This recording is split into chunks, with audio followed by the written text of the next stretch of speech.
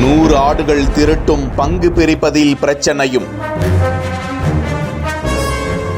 நண்பனையே கொலை செய்து எரித்து வீசி 5 ஆண்டுகளாக நாடகமாடிய நபர் கைது. கண்டுபிடிக்க முடியாமல் கைவிடப்பட்ட வழக்கில் வெளியாகியிருக்கும் அதிர வைக்கும் பின்னணி.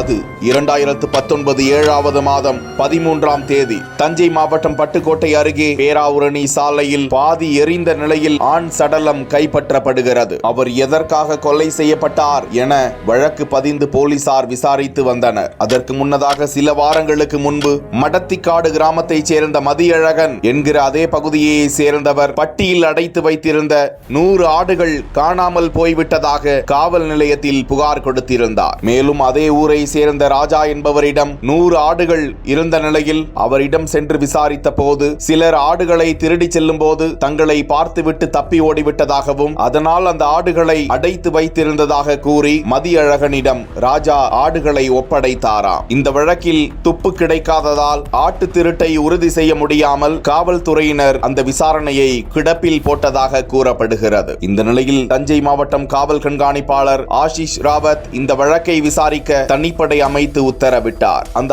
ஆடுகள் திருடப்பட்டதற்கு முன்னதாக கொலை செய்யப்பட்டு எரிக்கப்பட்டு கிடந்த நபர் அந்த கொலை வழக்கிலும் துப்பு துலங்காமல் இழுத்தடித்து வந்த நிலையில் 100 ஆடுகளை மீண்டும் ஒப்படைத்த அந்த ராஜாவிடம் மீண்டும் விசாரணை மேற்கொண்டனர். கிடுக்குப்பிடி விசாரணையில் ராஜா, அவரது நண்பர்கள் செல்வா, பட்டுக்கோட்டையை சேர்ந்த ஆறுமுகம் ஆகிய மூவரும் சேர்ந்துதான் மதியழகனின் ஆடுகளை திருடி விற்பனைக்காக வெளியூர் கொண்டு செல்ல முடியாத நிலை இருந்ததால் பட்டியில் அடைத்து வைத்திருந்த நிலையில் அதற்கிடையே ஆறுமுகம் தனக்குள்ள பங்கை தன்னிடம் கொடுக்க வலியுறுத்தி வந்தார் என்றும் பங்கு தொகையை தராவிட்டால் காவல்துறையினரிடம் சொல்லிவிடுவேன் என மிரட்டல் விடுத்தார் என்றும் இதனால் ராஜாவும் செல்வாவும் இணைந்து ஆறுமுகத்தை கொலை செய்ய திட்டமிட்டு அவரை மது குடிக்க வைத்து முகம் தெரியாத அளவிற்கு அவரை எரித்து கொலை செய்ததும் தெரிய வந்திருக்கிறது. இந்த வழக்கில் 5 ஆண்டுகளுக்கு பிறகு இறந்தவர் யார் என்பதை கண்டுபிடித்து கொலை செய்ததாக ராஜாவையும் போலீசார் கைது செய்தனர். அவரது நண்பர் செல்வா கடந்த 2 ஆண்டுகளுக்கு முன்பு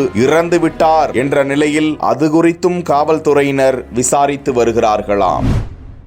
விளையாட்டு மைதானத்தை சீரமைக்க ஏரியில் உருண்ட டிராக்டர்.